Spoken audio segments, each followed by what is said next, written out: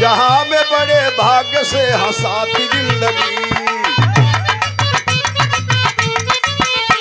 अक्सर यहाँ गरीब को रुलाती जिंदगी। मगध प्रदेश जो पटना के नाम आज बना है, लालू और नीतीश का साम्राज्य बना है। रणबीरपुर में यादव जहां श्यामलाल थे, पत्नी देवंती बेटा रोशन कंगहाल थे। पटना शहर बिहार प्रांत, पटना से बाबू 32 किलोमीटर पूरब और एक गांव पड़ता है, उस गांव का नाम है रणबीरपुर। वही रणबीरपुर का रहे वाला श्यामलाल यादव, पत्नी का नाम देवंती देवी, 8 साल का एक बेटा है जिसका नाम है रोशन। 2 बीघा जमीन के कष्टकार हवन, गाय भैंस रखले हवन, वही से खेती बाड़ी करके बड़ा मजे में जिंदगी चलत हो, उतने में बड़ा खुशहाल हवन। लेकिन ए बाबू विधाता का नजर घूम गए। अचानक पत्नी बीमार पड़ी, लेके गई ना श्यामलाल ए बाबू डॉक्टर के पास। लगला इलाज करावे, इलाज करते करते गाय भैंस बिका गई, मेहरारू के तन का गहना बिका गई। एक बड़े डॉक्टर के पास लाए पटना में, जांच करा जाओ डॉक्टर, और कहा कि श्यामलाल आपकी पत्नी को कैंसर हो गया है। आप अपने पत्नी को अगर बचाना चाहते हैं तो लंबे पैसे का इंतजाम कीजिए और दिल्ली एम्स में भर्ती करा दीजिए। आज वह गरीब आदमी जब सुना है कि मेरी बीवी को कैंसर हो गया, उसके पैर के नीचे से जमीन खिसक गई बाबू।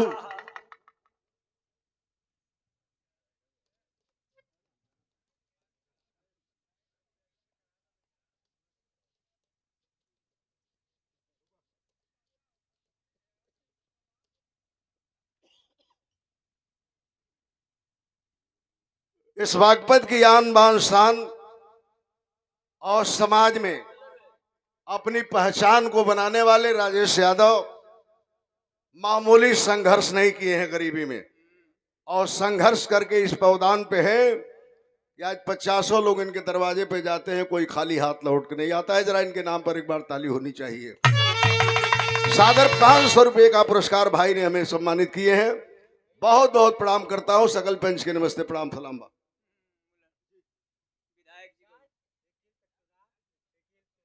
हाँ विधायक जी, अरे वो समाजवादी पार्टी के नेता है, मर्दे पार्टी चलावे ना बतेबा इनके बारे में। कहो ना के चुनाव लड़ेला पार्टी का जगह चंदा ना दिलो कोई,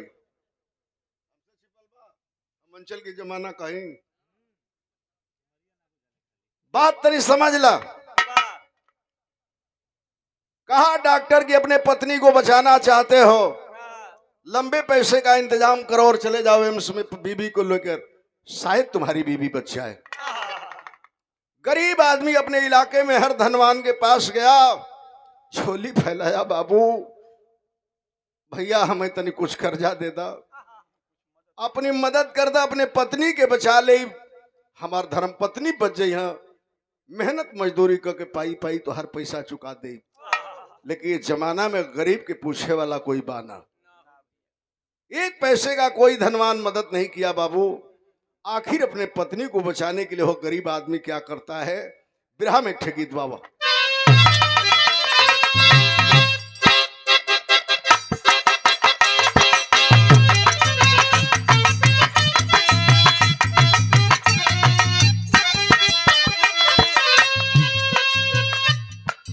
राजेश भैया को जमाना रहल, इन्हीं के लोग बहुत घर जनवा चटकल में काम करे। आदमी परदेश चल जा तो जैसे चिट्ठी भेजे तो 1 महीना पे आवे, इन्हीं से चिट्ठी जाते 1 महीना पर पहुंचे।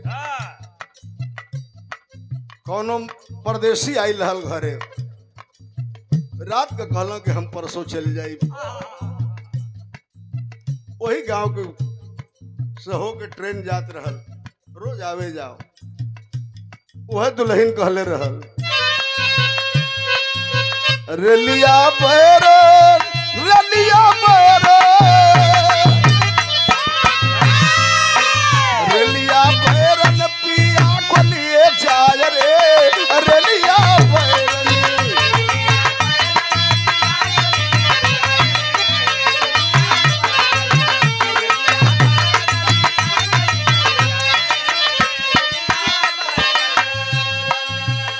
यही रलिया से हमार सैया चल जाई हम आओ विधायक जी।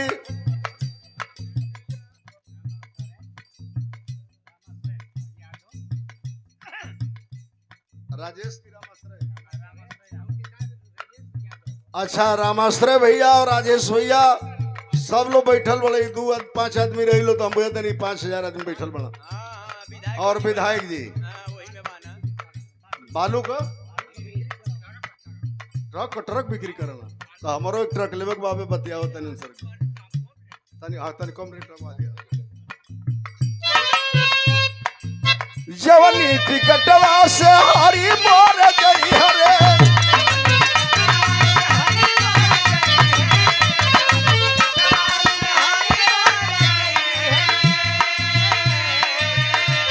अरे हे देवा बरस टीका गली जाव रे रलिया बैरन रलिया बैरन पिया को लिए जाय रे रलिया।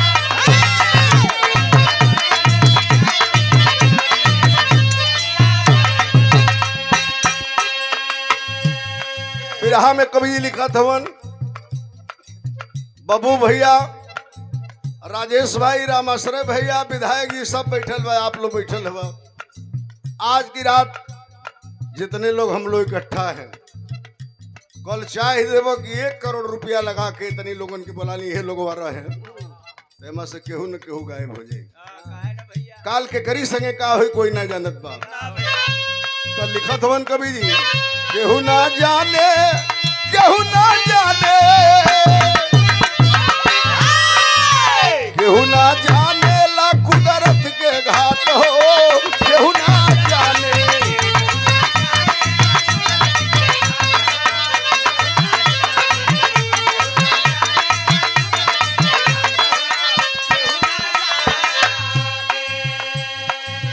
का उपाय सुझल श्यामलाल यादव के शंकर सिंह के धैले गिरवी जमीनिया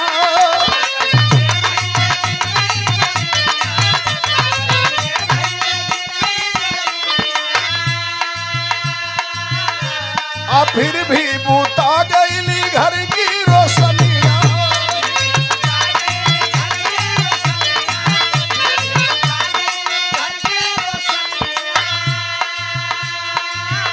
आइल जीवन में आज काली रात हो केहू ना जाने केहू ना जाने ना कुदरत के घाट हो।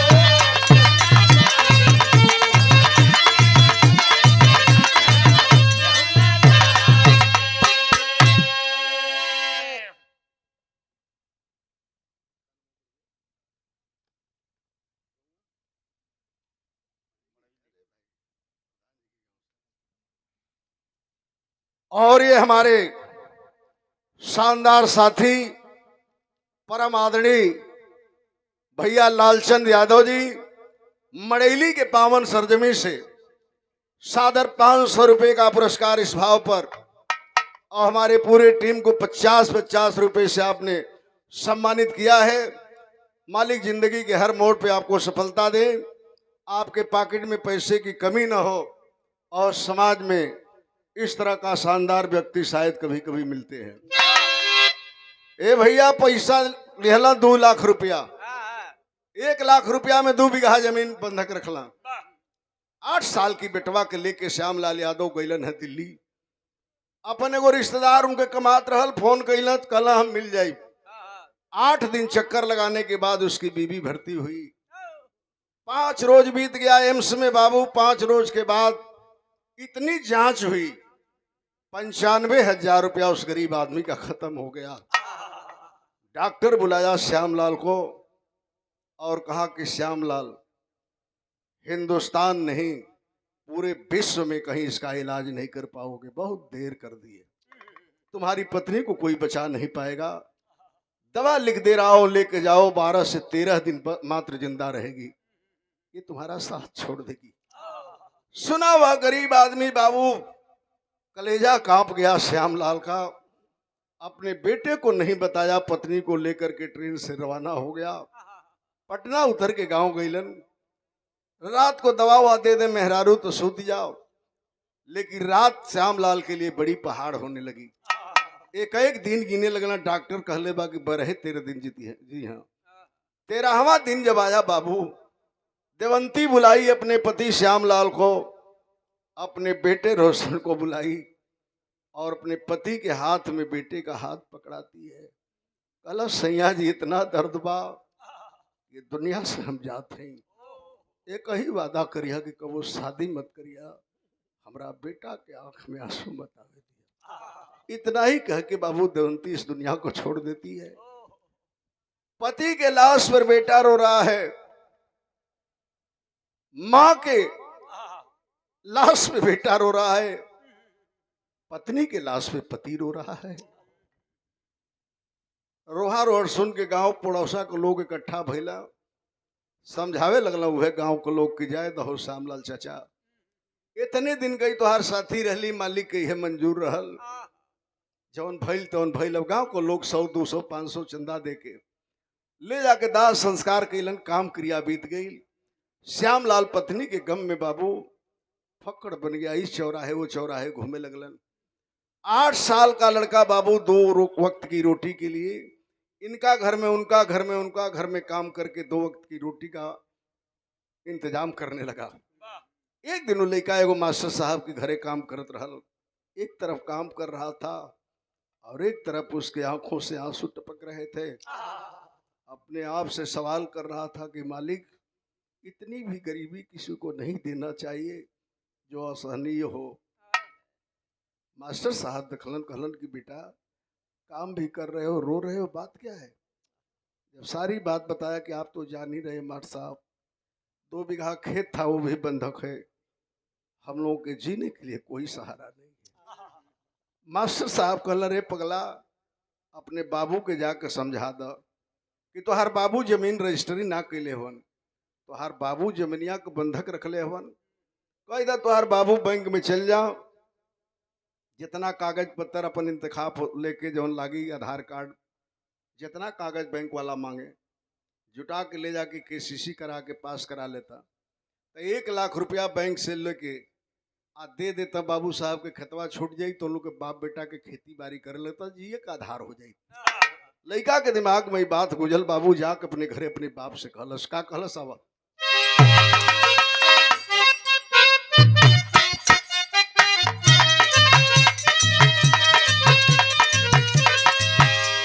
वह गीत बजा दिलन, नारी के करनो भरा तरी होई गैला जोगिया रे होई गैला जोगिया हो, राजपाट ते हाल विसार न हो रा।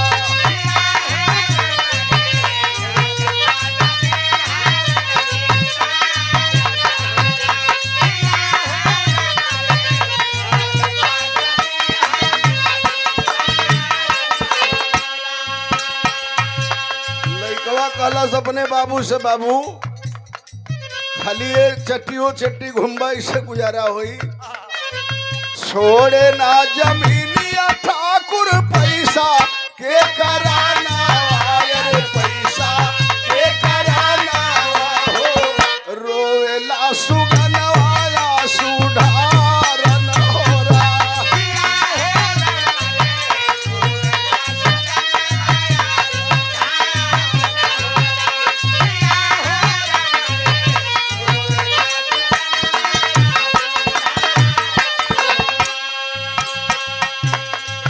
बाबू एगो काम करा, मास्टर साहब रहला उनके घरे काम करतली है, एगो बात कहले बना तनी सुना, क्रेडिट बनवाला जाके लोना वा कराला हो बाबू लोना वा कराला,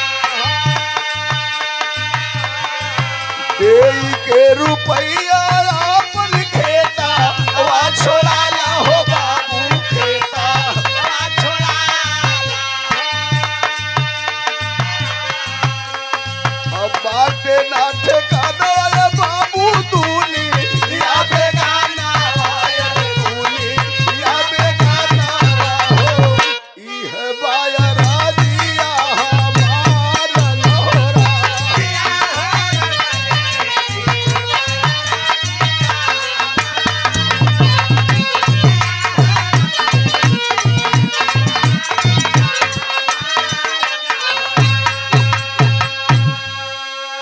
लड़कवा कि बाबू मास्टर साहब कहला है कि सीसी जाके बैंक से पास करा लेता, 1 लाख रुपया लोन ले लेता। बाबू साहब शंकर सिंह के दे देता, खेतवा छोड़ देता। बाप बेटा खेती बाड़ी करे लगती जा, वही महाराज पानी हुई, धीरे धीरे बैंकों को कर्जा दे देती जा, जिए का सहारा हो जाए।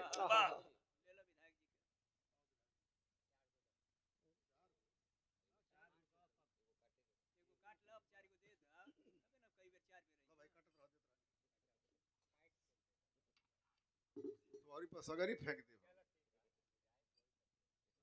विधायक, तू चट्टी पे भेटाला नहीं का।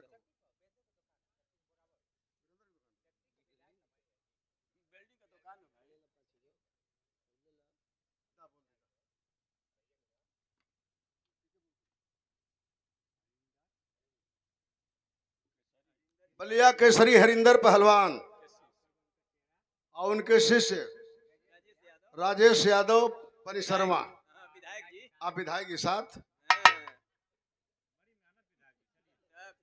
विधायक जी ना आता जाता तो के आई जाए भाई। अरे भाई जोगिंदर के प्रमुख ना लोग कहला, वही आजीवन विधायक हैं, रिटायर हो लेना। अब इस श्यामलाल के दिमाग में बात रन कर गई। अपने वो रिश्तेदार के पकड़ना लेके जाए लगला बैंक पर। 15 दिन दौड़ला ये बाबू बैंक पर। बैंक मैनेजर कहलस कि बाबा आपका लोन 1,20,000 रुपया मंजूर हुआ है, लेकिन 20,000 रुपया कमीशन लगी, न तो 6 महीना ले तुम्हारे पास ना कैले रहती। कहा गरीब आदमी श्यामलाल, ये साहब 1 लाख रुपया का जब जरूरत बा, 20,000 कमीशन आप ले लें, हमके 1 लाख रुपया दे दें। कहा बैंक का मैनेजर कि आज नहीं, कल आइएगा बैंक में 4:30 बजे। कोनो चीज का लोन करा दे वो बैंक में जो कमीशन पर, तो 12 बजे 1 बजे पे बैंक वाला पेमेंट नहीं करना। जब सगरी ग्राहक चल जाए तो 5 बजे धीरे से बैंक मैनेजर बोला क्या कही गई तुहार है या मार है। 5 बजे शाम को बाबू 1 लाख रुपया दिया बैंक मैनेजर, लेकर वह गरीब आदमी चल दिया। अलन है बैंक से बाहर निकल के बाजार से एक टेम्पू में बैठ गया। टेम्पू वाला स्टार्ट कैलस, आधा किलोमीटर ले गई। आई चट्टी पर जो बॉर्डर पर चट्टी बा, ऐसने चट्टी रहो, चट्टी पर खड़ा करके अपने चल गए दारू रुपये। आधा घंटा के बाद घूम घाम के आयल तो कलश के बाबा सवारी नहीं मिलत, हम इतना दूर अकेले लेके ना जाए, तो हमारी टेम्पू में से उतारा। सोच गलन गरीब आदमी की 1 लाख रुपया ले ले हैं, जमाना जो खराब बा, वो टेम्पू से उतर गलन। उतर के कहला कि घर है जैसे हमारा वही 22 किलोमीटर दूर बा, दिसंबर का महीना बा, अंधेरा हो गई बा, रह तिरकट ऐसे ही रोड छोड़ के चलब, एक गांव से वो गांव होते पैदल चल जाई। चलना हम 5 किलोमीटर भइल का उनके संगे आवा।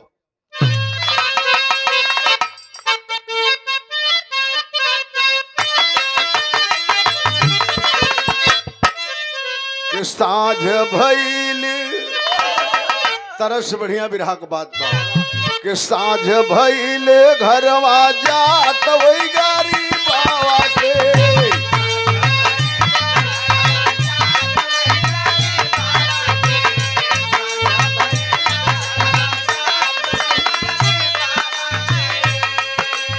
ओठवा सुखल बा मुरझात वही गारी बाबा के, सुना बात वही गारी बाबा के।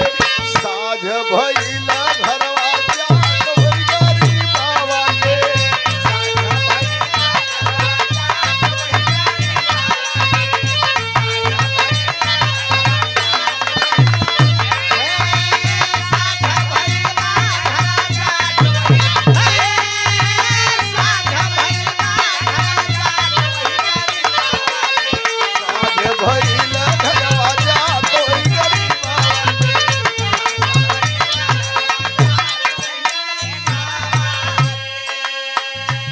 5 किलोमीटर चलना 7:30 बजे लगल।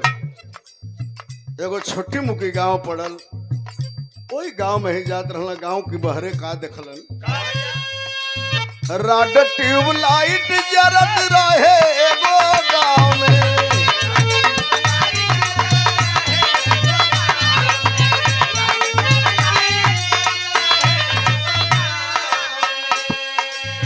लागी गई पाख वो गरीबा की पाँव में।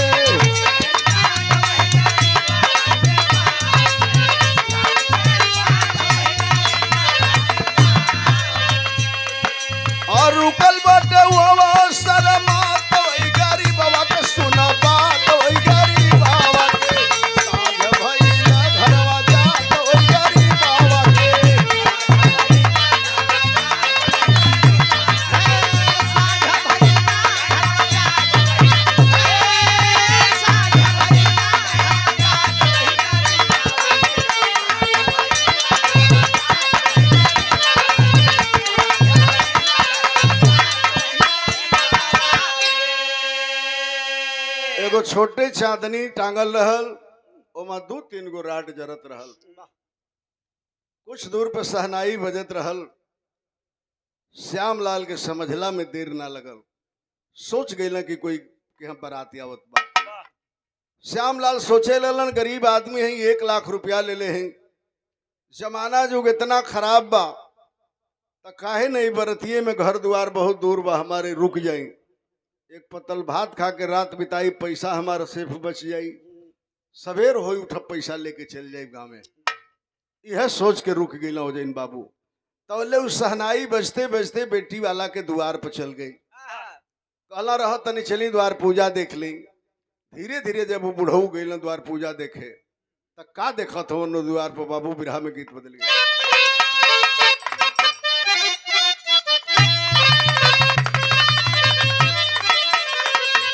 वह गीत बा के माता बहन गावेली बाबू भैया कि अरे माई काली बेटी नियरा बियो वही हो, अब भैया काला बड़ी दूर हो। श्यामलाल जो है गई द्वार पूजा पर खड़ा भैलन। का देखत हुआ कि देखले दुआरावा पे होता झगड़ावा हो, देखले दुआरावा पे होता झगड़ावा हो, मनवा में करेला विचार हो।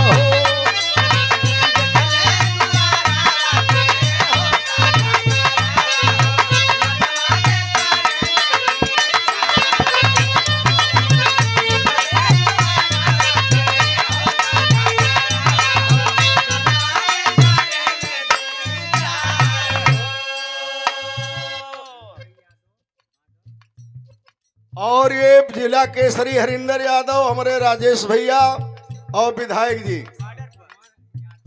हाँ पहलवान भैया बॉर्डर से, और विधायक जी लोग को कमो बुलाई तो चली तो हार जरूरी बा।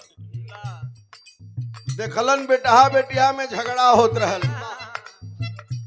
लड़का बैठल रहल द्वार पूजा पर, लड़का का बाप कहलस लड़की वाला से, कहलस की याद बा का तय है तनी एके देख ल तब द्वार पूजा हुई। कहला तो के पता बा न, कहले रहला कि जौन पैसा 1 लाख रुपया बाकी बा द्वार पूजा पर यही बारात लगी हम दे दी। विधायक जी हला ना होके, भैया हो लड़की वाला अपन पगड़ी उतार के लड़का वाला के पैर पर रख दिलस। कहलस के साहेब जौन रिश्तेदार हमार पैसा देवे कहले रहला उनके घर कोनो अनहोनी हो गई बा, पैसा ना दे बोला, हम समय से पैसा चुका दे, हमारा आबरूह बचा ल। कहलस लड़का के बाप के अब चढ़ा ले बारात तो लगला नाटक करे। लड़की वाला कहलस के साहब सुनी, जौना बेटी का हम रिश्ता तय करत हैं आपके बेटा से, वो लड़की का हम नाना लगब। हम अपनी लड़की के सिवान प्रापर में बिहले रहली, हमरे बेटी के एगो बिटिया जो ही पैदा भइल 2 साल का रहल, हमार नतनी। ए साहब हमार दामाद मोटरसाइकिल का बहुत बड़ा मिस्त्री था, एक्सीडेंट हो गई, हमार दामाद मर गईलन। बड़ी गरीब मेरी बेटी है, पता कले इस सिवान जिला में हमारे नतनी से पढ़ला में कोई के बिटिया टापर नहीं बा, हमारा आबरू बचा ले, हमारे दरवाजा को मर्यादा बचा ले। लड़का को बाप कहलस कि देखो बहुत बतियाई नहीं, हमार बात सुना। का कहल लड़का का बाप, कहलस कि 1 लाख रुपया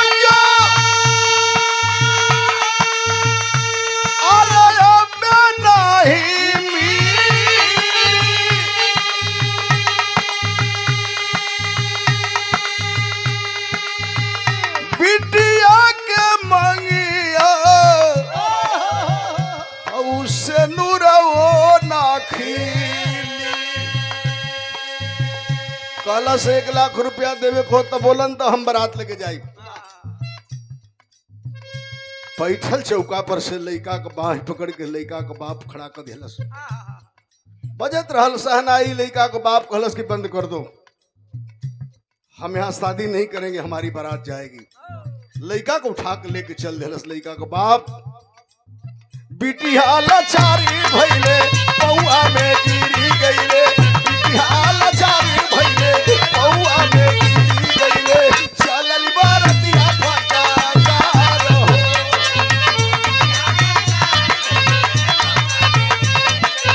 चलल बारतिया फटाकार हो।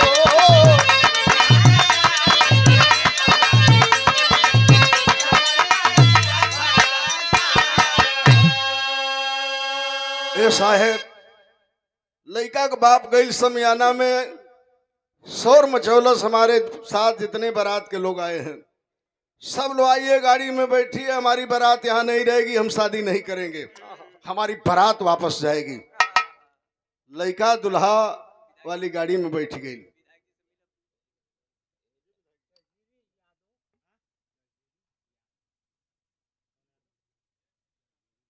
जयश्री यादव तो जंजीरी बोला था। अच्छा, राजेश भैया के साथ में और रामश्रय भैया के साथ में, विधायक जी के साथ में जयश्री यादव, 100 रुपया का पुरस्कार बब्बू भैया के साथ में, सबके साथ में। बहुत ना कि जंजीरी यादव चला पूछे के परे लाई रामाशंकर आ गए। अच्छा अच्छा अच्छा, लाल चाह मत लो, तू बैठा हो जैसे खाली आवत रहा, कागज लेके आओ खाली जा। भैया हो, बारात जाए लगल है पंचो। तन देखा गरीब का जिगर, उस श्यामलाल 1 लाख रुपया लेके खड़ा हो न दुआरवा पर जौन गई हलन देखे खातिर द्वार पूजवा। मातम छा गए द्वार पर हो बाबू। बारात जाए लगल, वो गरीब आदमी सोचे लगल कि अगर एक गरीब की बेटी का शादी ना हुई तो एक गरीब की बेटी का का दशा हुई। बिरहा में टेरी का लाइन लगल कैसे।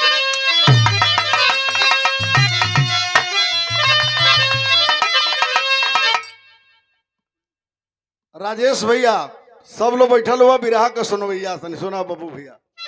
एगो ऊ जमाना रहल टीवी VCR उसियार का ही कोनो जमाना, मोबाइल का नहीं रहल, रेडियो का जमाना रहल। तो वो पता चले कि एगो गांव में 3 घरे रेडियो बा, एगो उत्तर मोहल्ला, तो एगो दक्षिण मोहल्ला, तो एगो पूर्व मोहल्ला।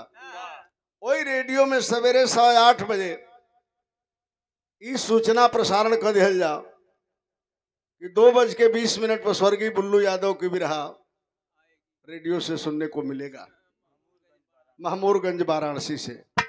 रेडियो लेके 150 आदमी बैठ जाओ 2 बजे से। वही मैं टेरी के कहे बुल्लू चाचा, सुना करिश्मा कैसे कहे, कहे कि अरे मोरे राम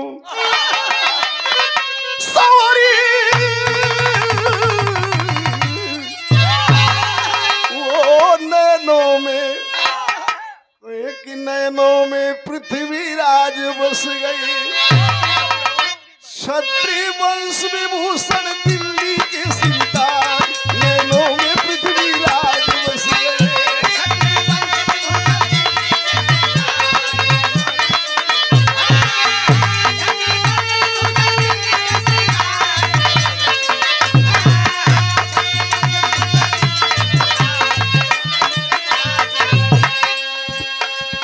यही पे एगो बांदगी मारे,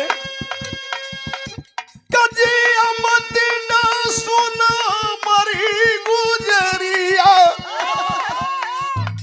अपैत गोरी तोरी काछी रे उमरिया लारी ला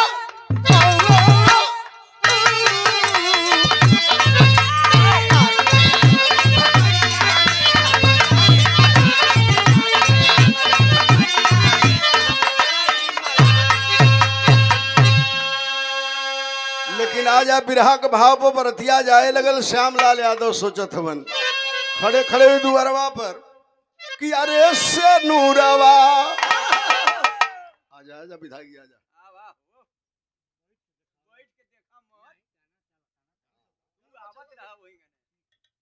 ऐसा बाकी को लड़का बटे नवरत्न यादव बड़े बड़े एमपी विधायक लोगों के 20 दिन ले अखिलेश से दर्शन दिखे हो बकू जब जाता था डायरेक्ट होके परमिशन बा तो तुम्हारी का डायरेक्ट परमिशन बा। हाँ वीरेंद्र यादव जी और हमारे बड़का भैया वीरेंद्र यादव जी, राजेश भैया, बबू भैया, रामाश्रय भैया, विधायक जी 100 रुपया का पुरस्कार। रमाशंकर रमाशंकर रमाशंकर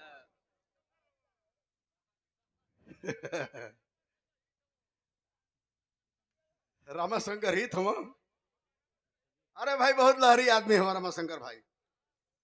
बुढ़ाऊ सोचा था कि अरे से नूरवा ओ से नूरवा जो ना पई है बिटिया, अरे से नूरवा जो ना पई है, ओ से नूरवा जो ना पई है बिटिया, पैसा कारण खा के मर जाई बहुरा, पैसा कारण खा के मर जाई है महुरवा से नूरवा जो ना पई है बिटिया। खड़े खड़े वह गरीब आदमी श्यामलाल यादव सोच रहा है मालिक हमें तो बड़ा गरीबी दिया है लेकिन कोई बेटी हमें नहीं दिया है। गरीब का दर्द गरीबे जाने ला। सोचा था श्यामलाल यादव की अगर ये बरतिया वापस चल जाई, जौना लड़की के हाथ में आज मेहंदी सजल बा, बारात चल जाई वापस चल जाई, पैसा के कारण एक गरीब के बेटी जहर खा के मर जाई, जहर खा के मर जाई। नहीं बर्दाश्त किया, आंसू आंख से चल दिए, गमछा से वो गरीब आदमी आंसू पोंछ लिया, दौड़ते गया लड़के के बाप के पास, गाड़ी के सामने खड़ा हो गया, कहा कि साहेब लीजिए 1 लाख रुपया हम ही को देना था, हमको आने में देर हो गई और ये अपने दुल्हे राजा को ले चलिए और शादी कराइए। लड़का को बाप जब 1 लाख रुपया पोलो 10 मिनट ले मिलौलस, कहलस के रिश्तेदार होके तो रौरी नियर। और लड़का को बाप कहलस बाजा वाला बाजा बजावा, बारात वाला चला फिर शादी करब हम। हमके जब मिले के रहला माल मिल गई। विधायक जी से भेंट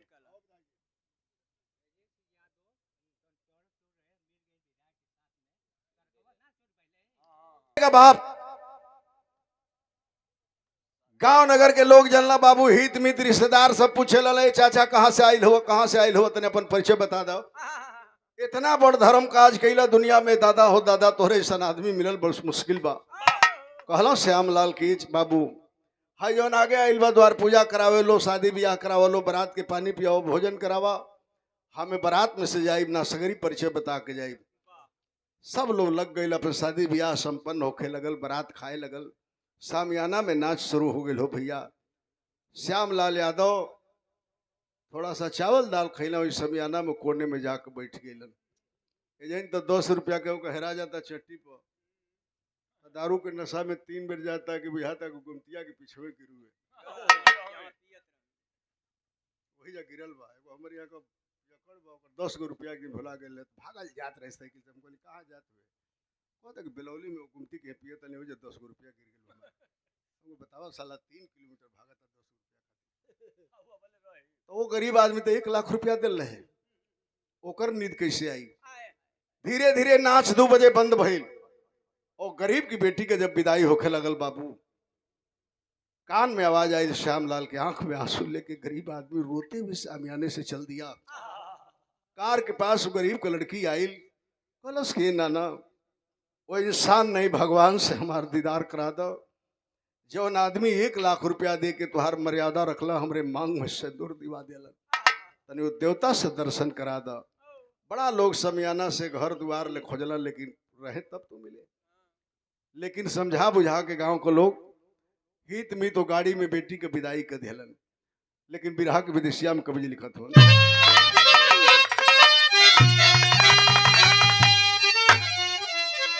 दान दे के चली गई ए पंचो बूढ़ा मचली गई, वही बेटा के 1 लाख हऊ दे के रुपया।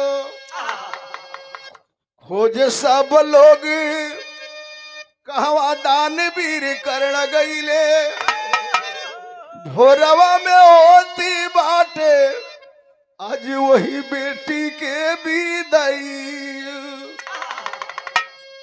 बाबू के दुलारी प्यारी आज बेटी मन मार रोवे कि नैहर से होत बाटे हमारी आजू रे जुदैया। गरीब को बेटी तो विदा हो गई। लोग पंचो श्यामलाल पैदले चलन है। 2 बजे रात से सवेरे 8 बजे अपने घरे पहुंचलन। कुर्ता जाके खूंटी पर टांग दिलन। 8 साल का लड़का जब रोशन रहल जाके बाबूजी का पॉकेट टोवे लगल। और लड़कवा जाके का कहलस अपने बाबू से कि रोशन पूछला कहवा बैंक वाला धन बाटे। अरे थैली में बाटे तोहरी एको ना रुपैया।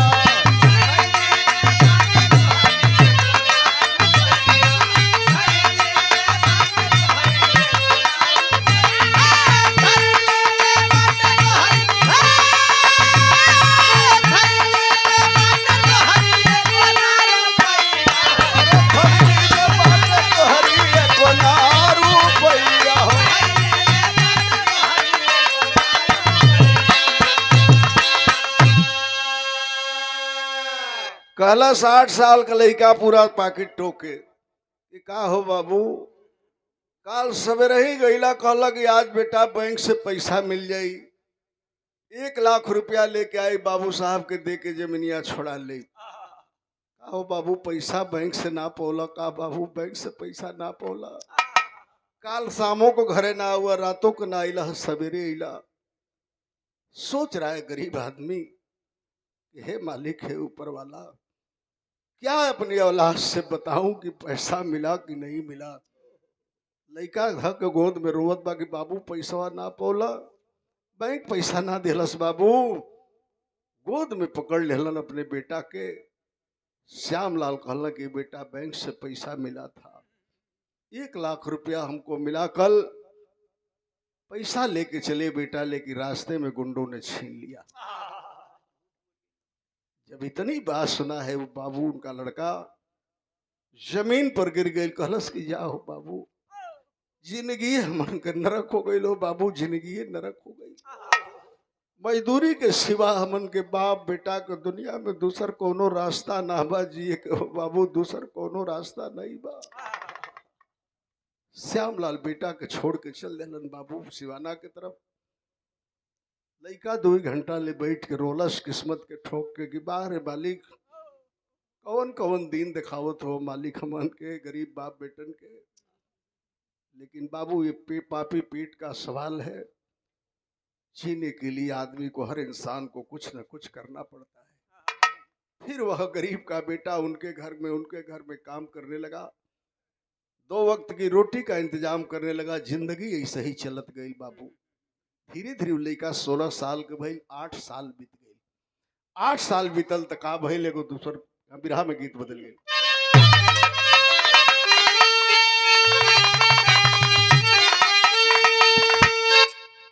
तरस के छोड़ा बिरहा का बात सुना कि भार बढ़ गई ले। भार बढ़ गई ले करजवा का भार बढ़ी गईले। रोवे बाप बेटा लाचार होगा रजवा का भार बढ़ी गईले।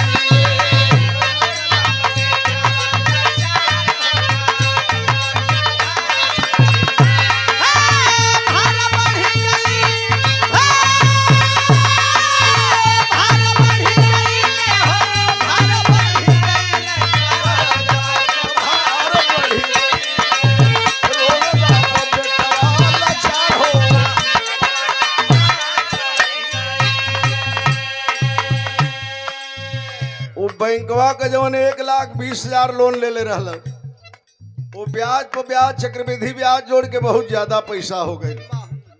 बैंक वाला लगला दौड़े श्यामलाल के पास। जौना गरीब के पॉकेट में चवन्नी नहीं बा कैसे बैंक का लोन जमा करिहन। बैंक वाला हार गए बाबू, रुपया कर्जा मांगत मांगत। बैंक वाला वो मैटर के उठा के तहसील में दे दिहलन। और तहसील के एसडीएम जब एक्शन लिया तो का भइल, बैंक अधिकारी दुआरा से गइले हारी।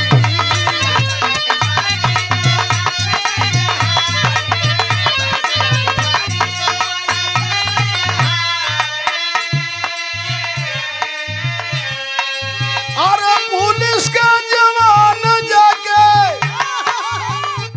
तब कैले गिरफ्तारी, ये लोगवा कर जवा कभार बढ़ी गईले।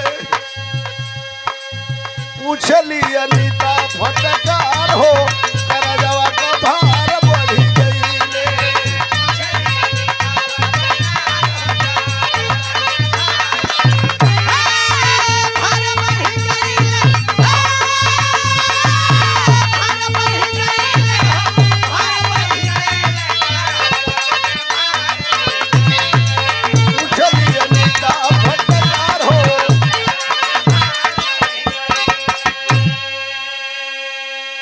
एसडीएम के आदेश पर सिपाही गईला जीप लेके और श्यामलाल को एक चट्टी से गिरफ्तार कर लिए।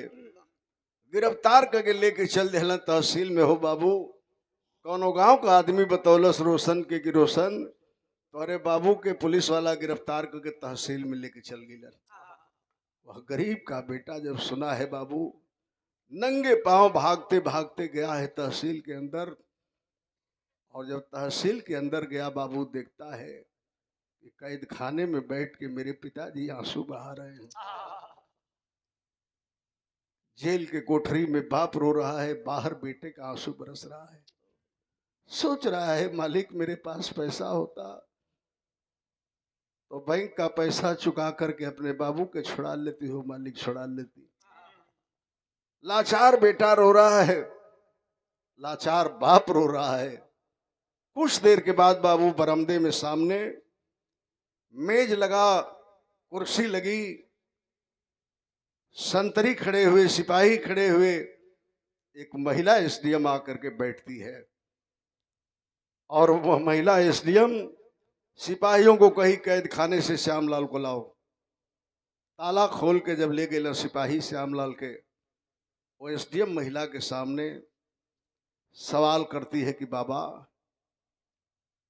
एक बात बताओ कि तुम आज तक एक पैसा लोन चुकाए नहीं हो, पैसा बैंक से लेकर के जुआ खेल गए कि दारू पी गए, क्यों ऐसा किए?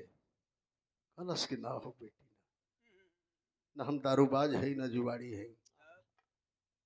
कलश के हमार तनी सब बात सुन लो बेटी, 2 मिनट। क्या बता रहा है पैर पकड़ के उस एसडीएम महिला का।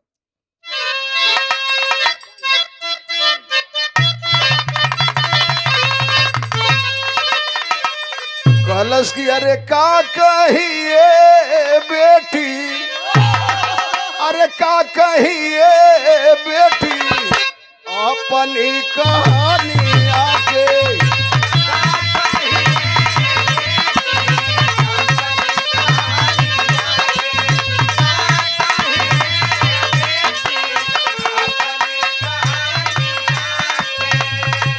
रोवे तहसीलिया में, रोवे तहसीलिया में भाई के चरनिया के।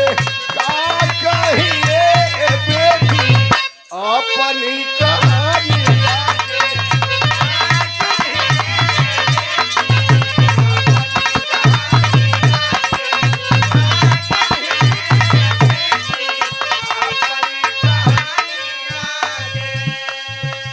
कलश से बेटी हम दारूबाज नहीं, तरे हमार बात सुन ल। पड़ली बीमार नारी कैली हम दवाई आके।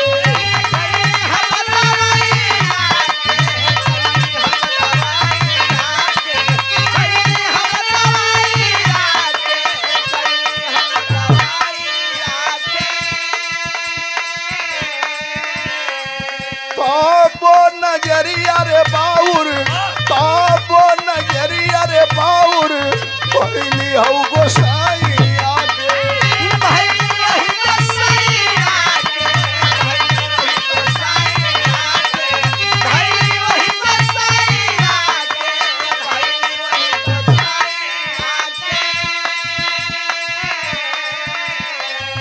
नाई हम बचाई रे पवली नाई हम बचाई रे पवली अपनी भगीनी आके का कहिए अपनी कहानी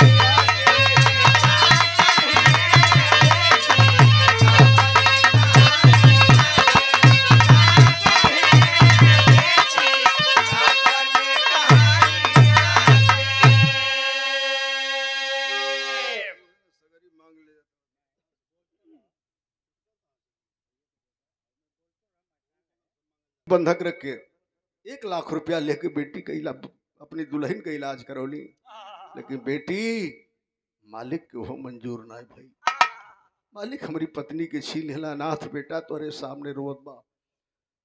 एसडीएम महिला ने कहा कि मेरे पास एक ही रास्ता है तुम्हारी 2 बीघा जमीन है उसे नीलाम करके सरकार का पैसा वसूल दूंगी हमसे इससे नहीं लेना देना है कि अपनी बीवी का इलाज कराए बीवी मर गई जमीन बंधक रखे उससे मेरा कोई मतलब नहीं है मैं जानना चाहती हूं कि 1,20,000 रुपए जो तूने बैंक से कर्ज लिया उसमें 1 रुपया आज तक जमा नहीं किए हो जो 4-5 लाख रुपया हो गया है कलश की बेटी जब बैंक से कर्जा ले ली ओहो के तनी 2 मिनट बाद सुन ली हमारे का कहला नाला में वो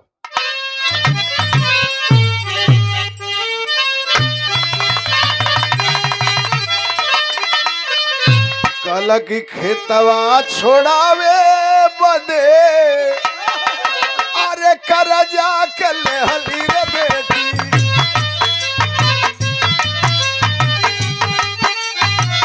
आवत रहली लेके सरकार से उधार शाम के समैया धैली धारवा का दहरिया बेटी आवत हमके रहिया पीछे हो गई कल से बेटी 1,20,000 हम लोन लेनी 20,000 बैंक वाला कमीशन ले लिया हो बेटी साझ हो गई 5 बजे बैंक से पैसा मिलल सवारी ना मिलल पैदल चल दिली घर दूर रहल लेकिन देखा मालिक हमके कहाँ ले गए बेटी तनी हमारी है गलती भइल हमसे गौवा गुलौरी आइल रोहे एक बरतिया रे बेटी सोचली कि ले भैया रतिया हो गुजार कहला से बेटी गुलौरी गांव में दीनानाथ पटेल की घरे बराती आई लहल कहली यही जा रात गुजार ले एक पतल भात खा के द्वार पूजा पर गईली देखे बेटा बेटिया में झगड़ा होके लगल वो गरीब आदमी अपन पगड़ी रख दिलन बार बार यह कहा कि हमारे नतनी से पढ़ला में सिवान जिला में कोई टापर नहीं बा वक्त से पैसा चुका दे ना मिलल लड़का के बाप ना मानल हो बेटी लड़का के मड़वा से उठा के लेके चल दिलस बारात जाए लगल हमसे ना बर्दाश्त भइल एको गलती हमसे यह भइल बा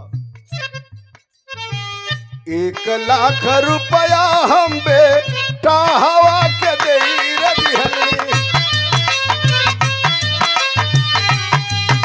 लिहली गरीब कई जतिया रे उबार आज लेना जुटल 1,00,000 रुपया हो बेटी घूमता नियोज हम बनी के कर्जदार कहला से बेटी बरतिया जाए लगल ना बर्दाश्त भइल मालिक से कहली है मालिक बड़ी गरीबी दिले हो बेटी तो ना दिले हुआ लेकिन ये रुपया से एगो गरीब की बेटी के जिंदगी बचा लें एगो गरीब के आबरू बचा लें वह पैसवा ले जाके बेटा वाला के दे के शादी करा देनी हो बेटी वो बेटी के विदाई होके लगल ना बर्दाश्त भइल, कलेजा फाटे लगल हमार। हम वो बरात से उठली, पैदल चल दिली। आज उपकार करके गरीब आदमी के जिंदगी बेकार बा, यह हमसे गलती भइल बा। जब इतनी बात सुनती है बाबू एसडीएम महिला, उसके आंखों से झरझर झरझर आंसू बरसने लगे और रोने लगी। जब वो महिला और जब रोने लगी, अब आओ तेरी परमिशन, आओ।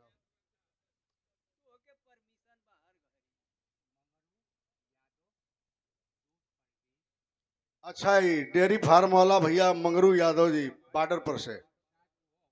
अच्छा, राजेश भैया, जो बब्बू भैया, विधायक जी सब साथे में गोलिए बा। और रोवे लगल बाबू, झरझर झरझर ओकरी आंख से आंसू गिरे लगल। वो गरीब आदमी पैर पकड़ लेलस, कहलस कि बेटी बेटी क्यों रो रही है बेटी, तेरे आंखों से आंसू बह रहे हैं। कोई ऐसा शब्द मैंने तो नहीं कह दिया बेटी जो तुझे नागवार लगाए। बेटी माफ कर दे इस गरीब को, बेटी माफ कर दो। मेरा खेत नीलाम करवा दे बेटी, सरकार का कर्ज ले ले, वो सुन लो बेटी, मेरी यही गलती है। बाप बेटा इस दुनिया में भीख मांग के जी लेंगे, लेकिन मेरे खेत को नीलाम कर दो बेटी, मत रो। कहलस कि ना हो बाबा, हमारी रोला का कारण दूसर बा हो बाबा। का बतौलस आवा।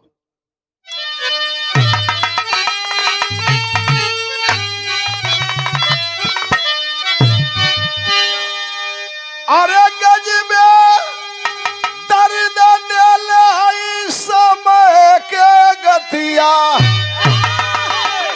आंसू ढार लिया नीता, सुन विपत्ति के बतिया।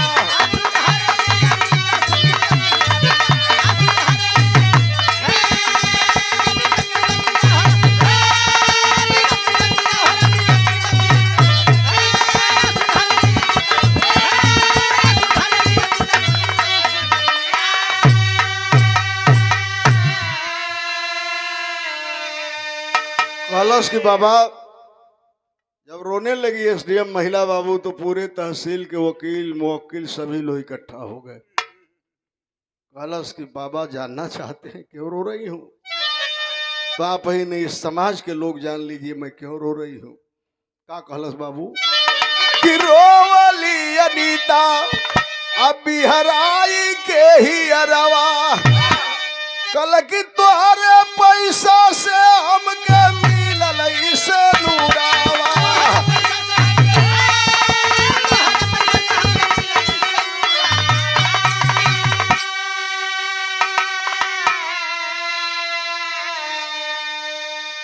पागल भइला अरे सगरिया गवा के थतिया, तया सुधार लिया नीता, सुनी विपत्ति के बतिया। कहलस बाबू, दूसरा कोई के ब्याह में शादी में ना पैसवा देला हो बाबा, वही दीनानाथ पटेल का हम नतनी है। आज ये तहसील में एसडीएम बानी बाबा, हमारे शादी में दिले रहला पैसवा, पकड़ के रोवे लगल हो बाबू। कहलस कि बाबा ससुराल में गईली, सुबह शाम 2 घंटे मालिक से प्रार्थना करती हूँ कि मालिक जिंदगी में उस इंसान से नहीं भगवान से दीदार करा देना, मेरी जिंदगी धन्य हो जाएगी। मालिक ने मेरे फरियाद को सुनाया, आपसे दीदार करा दिया। मत रोवा बाबू मत रोवा। कहती है अगली लाइन में क्या, कलश की रो जनी बाबू, आया सली बापू गईली पाई, कल की आज सही रोशन महामार सगे भाई।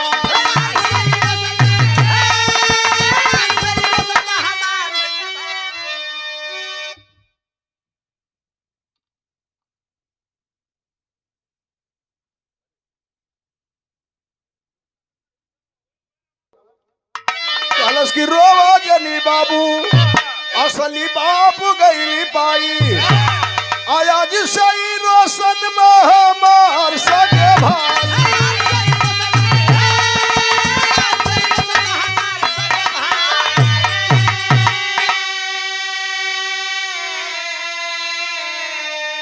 अरे असली नहीं अरे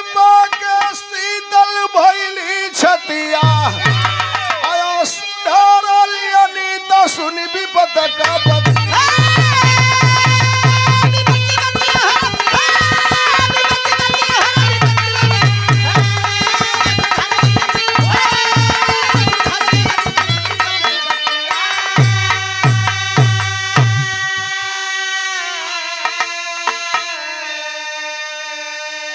श्यामलाल यादव का आंसू पोंछती है, गले लिपट के रोने लगी। कहलस रो मत बाबू, हमार तो बाबा पिताजी हम ना देखले रहली, 2 साल के रहली मर गेलन।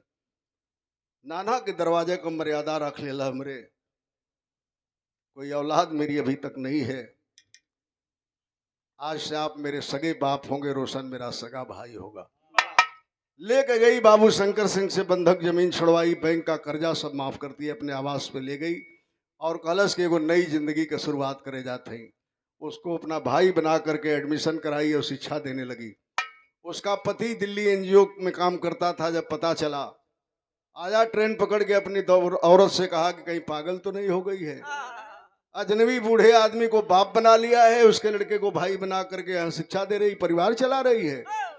कही एसडीएम महिला अनीता पटेल, खबरदार, याद करो मड़वे में बैठे थे, 1 लाख रुपया के लिए तेरा भाई तेरा बाप तेरी बाह को पकड़ लिया, उठ के चल दिए। यही वो गरीब आदमी है, इंसान नहीं भगवान है।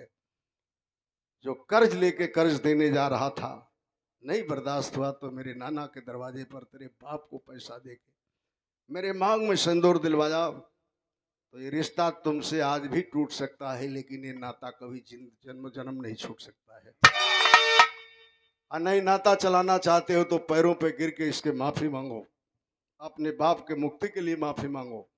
पैर पे गिरा उसका पति और जीवन को लेके चल रहे हैं, जिस पूरे परिवार को तेजस्वी यादव ने सम्मानित करने का काम किया है पटना में।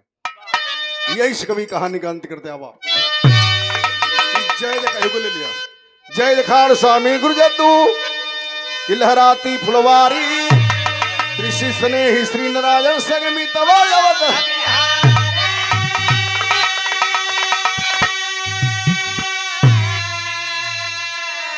अरे सनुरवा जो ना पई है बिटिया, हे भैया सनुरवा जो ना पई है बिटिया, तरमेश राम सी सही करी है का सबुरवा, सनुरवा जो ना पई है।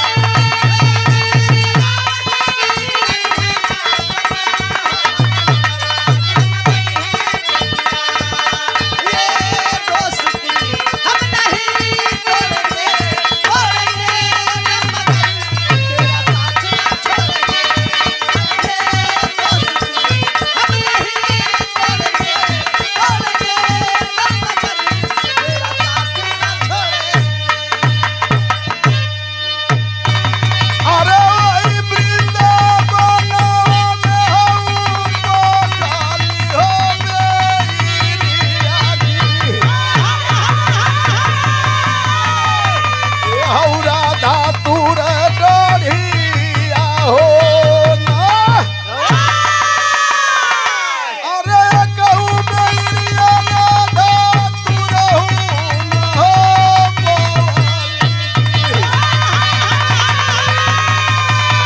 तोहले कान्हा जी हुआ बोसिया रे बा। यही के करिश्मा जी कैलाश भैया के दादा गाँव है। मरिचा जब रोपा हमरे बहुत मरिचा में मचान डाल